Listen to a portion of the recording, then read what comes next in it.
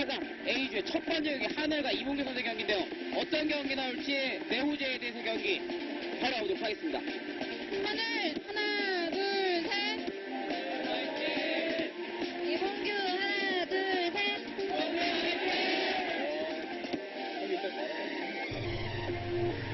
Ladies and gentlemen, welcome to the first semi-final match of the 7th Sonic Star League. This is going to be Sky versus Larva first. The next match will be...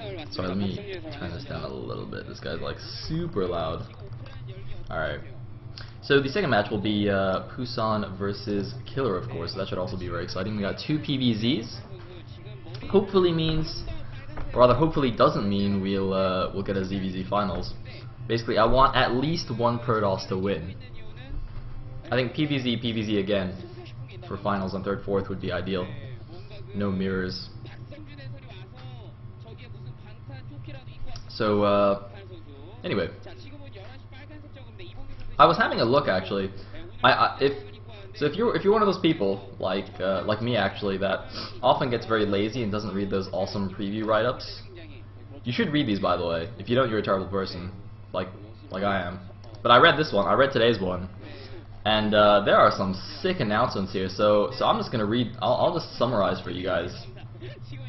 But basically, because of like the good response to the league so far, wow, Stargirl's bored. Busted!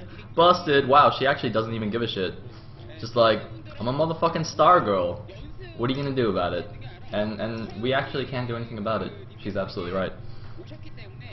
Look at that look. That look of smug superiority. Like she's better than us. Because she is. Ugh! I'd still go out with her. Anyway, we have a Nexus first here. Blind from what's his face, Sky, and that's not ideal because he is in fact facing a there's a spawning pool on the map, and that's bad. That's in fact very bad because that's finished now, and his forge is like not even halfway done.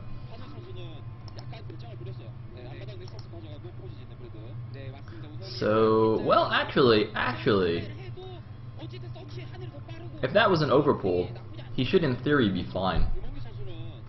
Because if you go blind 11x, 11 forge, you actually do get the cannon up barely in time to defend an overpull.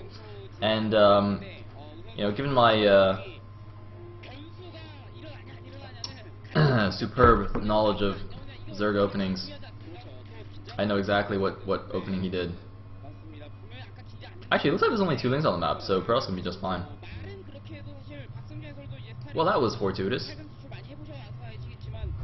Also, why does his wall look so weird? I don't know why he put his gateway so far back. Maybe so his units can get out more easily. That's actually very interesting. Because you can actually make a very easy wall there, just doing gateway right on top of the forge, just all lined up. But he put his one a little bit further back. I'm pretty sure that's just so his units can get out more easily. It's still touching the forge, so it's still tight there, so no danger of any Zergling shenanigans. Anyway, Roadrunner out on the base, gonna see the lair on the way. Larva actually elected to take the closer 3rd, which is very peculiar, especially on this map. I mean, essentially the design, or the changes made to this map between the 1st and 2nd seasons of Pro League where it was used, basically made it so that it was better for Zerg because they could take a faraway 3rd. Like the 3rd bases on this map have reduced gas values, which is not good in ZVP. So I'm a little bit interested to see what he's going to follow up here with.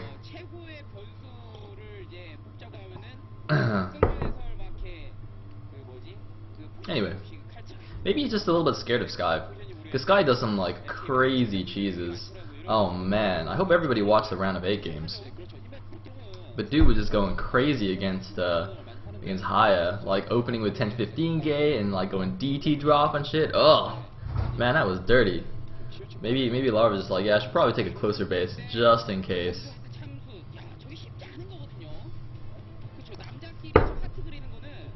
Yay, cheerful.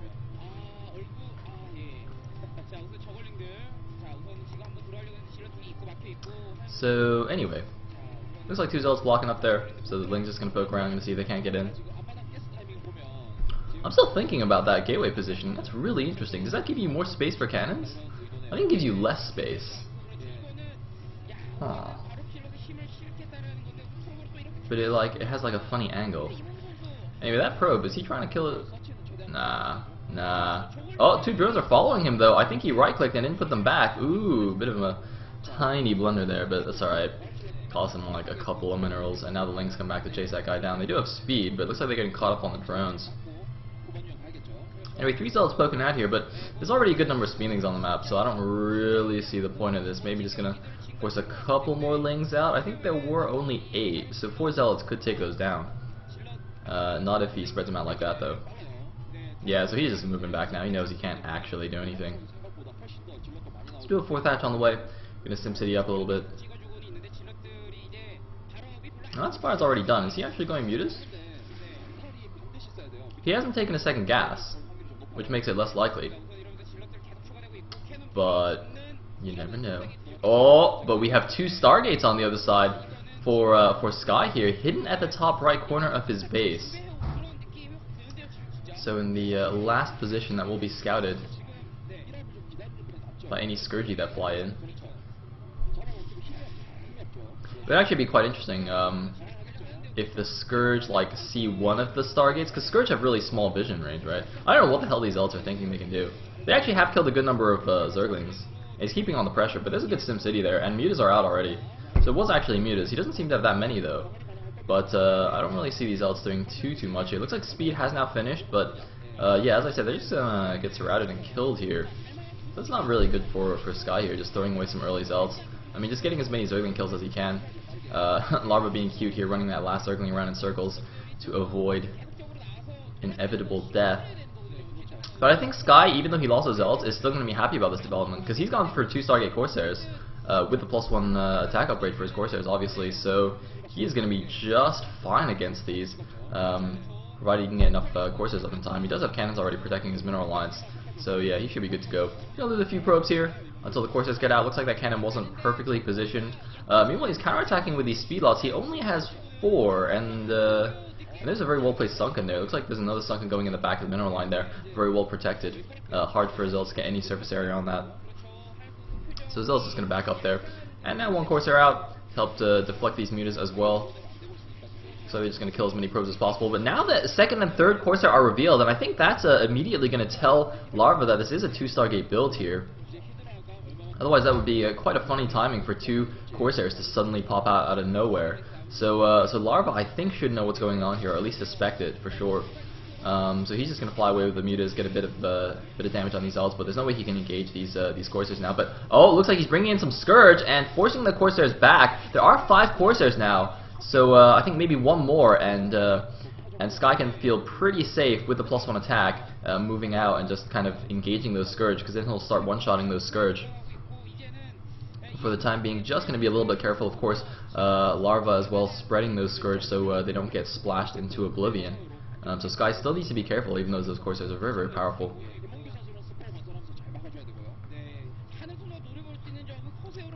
And oh, looks like trying to catch a Corsair. No, not quite going to do it. Unfortunately. That means the Corsairs now have free reign over the Zerg base. Are they just going to try and do as much damage to each other as possible? The Corsairs aren't coming home to defend, so the Mutas have free reign over the Protoss base. They're in the natural right now doing something, while the Corsairs go around like looking for Overlords. I wish we could actually see how much damage these Mutas are doing. Yeah, it looks like it's getting lots of probe kills here on the natural. Just 1 Corsair, that's going to get taken down. And that cannon positioning really hurting Sky right now. I think that's just a bit unfortunate. If that cannon was, 1 or 2 hexes to the right, I think it'd be way, way, way better for him.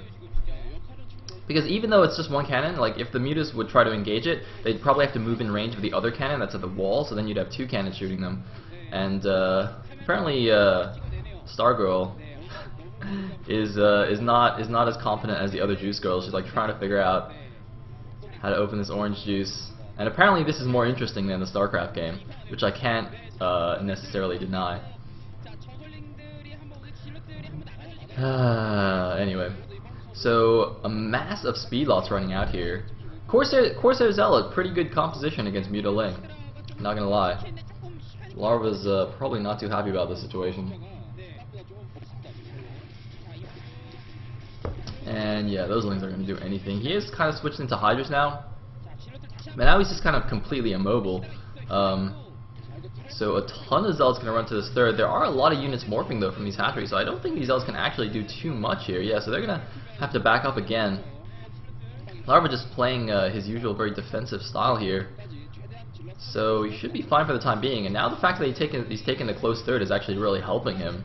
If he'd taken a far away third, without without the shorter reinforcement route, might have actually been in trouble to all these Zealots. But as it stands, he's going to be just fine.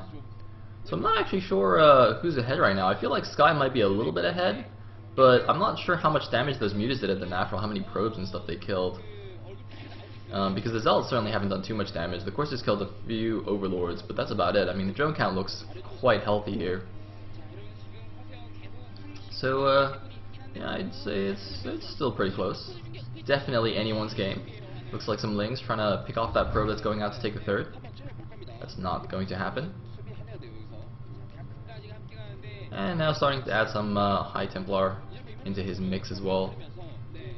He's going to be a little bit careful. He's only got Zealots, so that means the High Templar can actually be picked off fairly easily by these Speedlings, and that's exactly what Larva is going to do here. Unfortunately, he doesn't quite get one, but that's exactly the kind of thing that that's like the kind of small things that the really top level players do, and that kind of gives them the edge there. Just picking off a couple of random free High Templar here and there is actually a huge deal. Anyway, Lurker's out as well now, so that super Zealot heavy composition isn't going to do anything anymore. But as long as he gets his third up safely, I think he'll be satisfied here. Probably wants to position his army a little bit better. Those Hydras are actually moving up to the third here. So definitely wants to stop that. There's just a single Lurker, so I don't think he's going to be too worried about that. Zealots are quite beefy, so he can definitely survive a lot of Lurker hits. And maybe just use a couple of Storms to clear those out until he gets Obs. But it is going to deny his third for now, which is fairly annoying. And he is in fact going to use his Storms to clear these, but he doesn't actually have that many High Templar, and one High Templar does actually get sniped by the Hydralisks, so Larva doing a really nice job denying this base. I mean, he really only has a handful of units there, not even a full control group of units, and yet he's managed to deny this base very, very cost efficiently here. Of course, he's flying around trying to find somewhere they can poke around and get some more free kills, but not able to do too much anymore. And now Larva's actually streaming out with the units. There's a lot of Zealots in this mix, but not much else. I'm not exactly sure how well that's going to fare against these Lurkers. Not too well is my guess, and here we go. The Protoss army getting pushed back up onto the high ground here. Larva forcing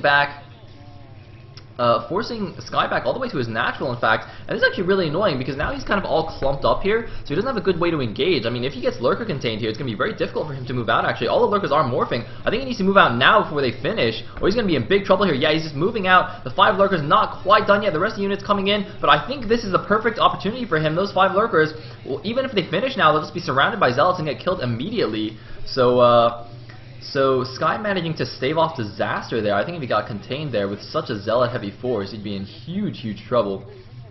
At the very least, he does manage to secure that wide ramp there outside his natural, and sending out a probe again to take the third. There are a couple of red dots there. I assume a couple of units left to take care of that, or maybe Larva just forgot about them. Looks like a single Lurker there still, in fact, but there's an Obs, so that's not going to be a big deal.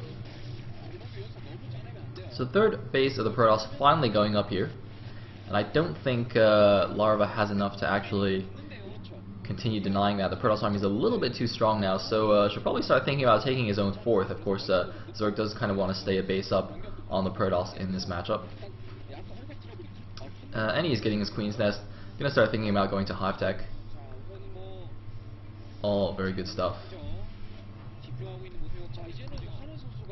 These forces, by the way, I don't know if they've actually been worth it. I mean, they kind of deterred Larva from continuing to go Muta, but other than that, they've kind of been patrolling around the map here and not really doing that much. I guess they'll continue to be useful as long as they don't die. And now the Protoss army is moving out on the map here, so a bit of a reversal of the situation from before. Now Larva's the one who's being super defensive at the top of the ramp, really back and forth here in this game.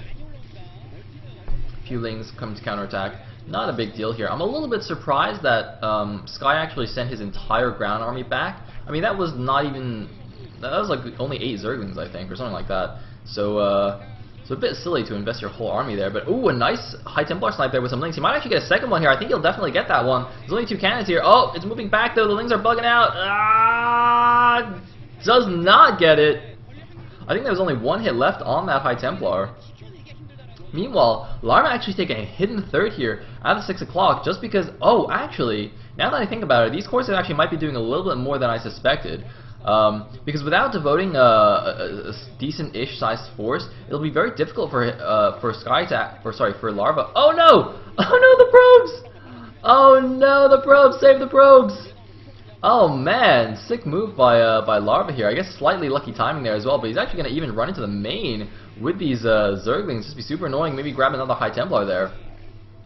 But yeah, those courses actually in combination with that single High Templar are actually denied the bottom left main and natural, it looks like, for a while there. So Larva didn't want to deal with it for a while. I guess he was too busy focused on the main army, so he just actually expanded to the 6 o'clock instead to that third.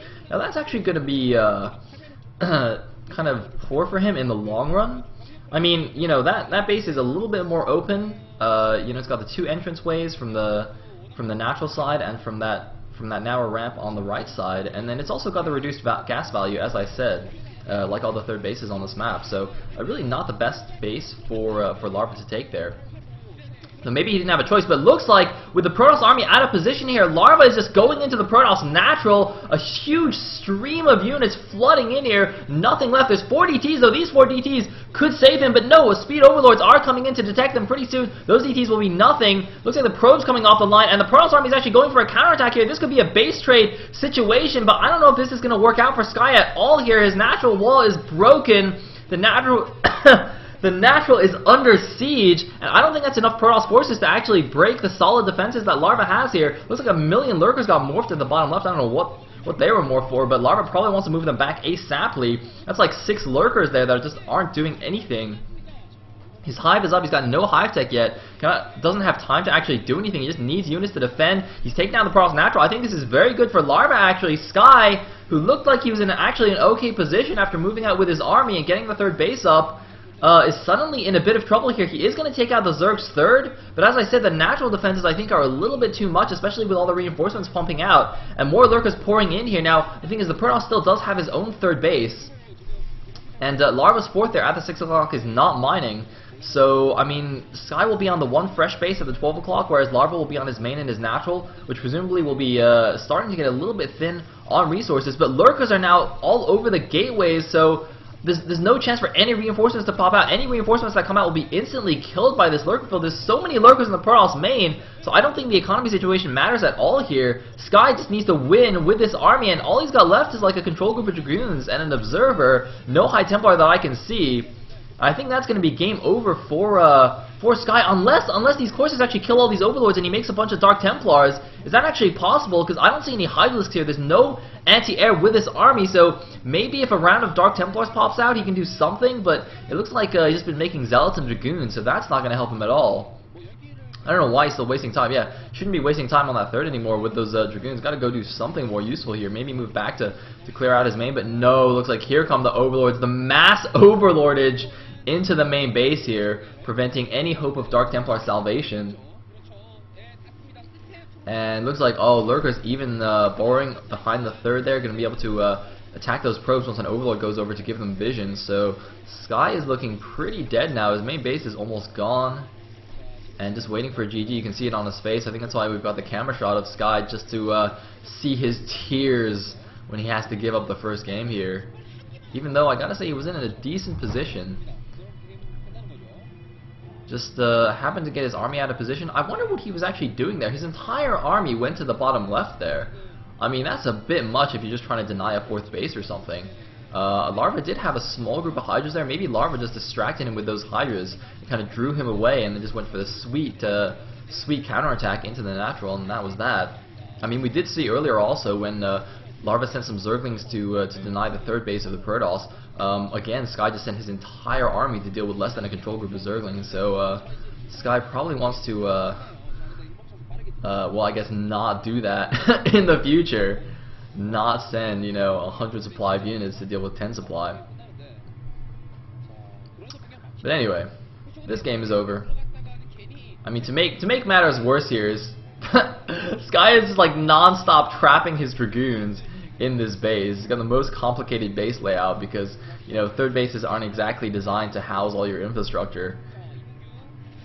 And he's actually not giving up here, but it's over.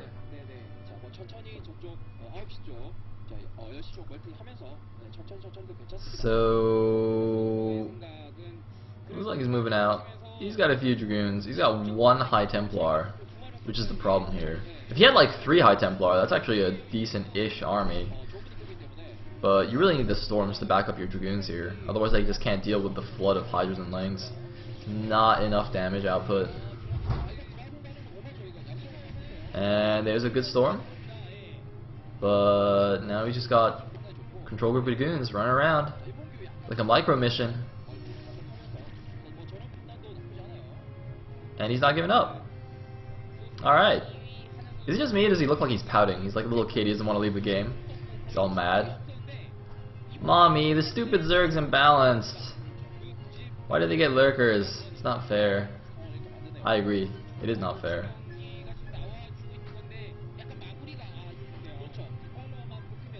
So, it looks like the dragoons are actually moving somewhere. I don't actually know where they're going. They're heading to the bottom right. Oh, wait, no, they're coming back. Okay, it looks like they're looping back around. No, they're just doing laps because they're bored. I think the dragoons are waiting for him to GG as well.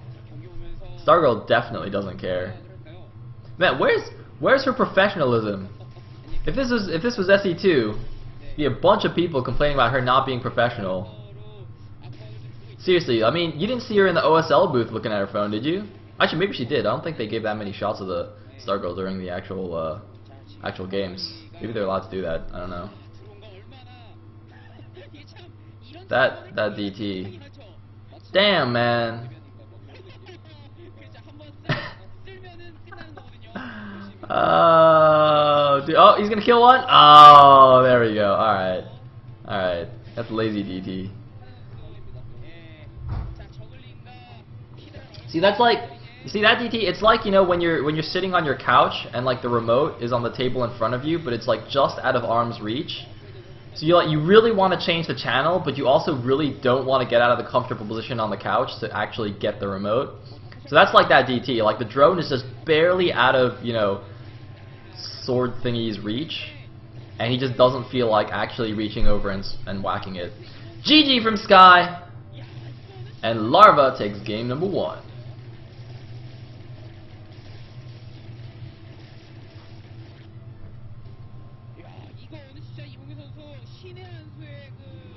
Man, Stargirl still doesn't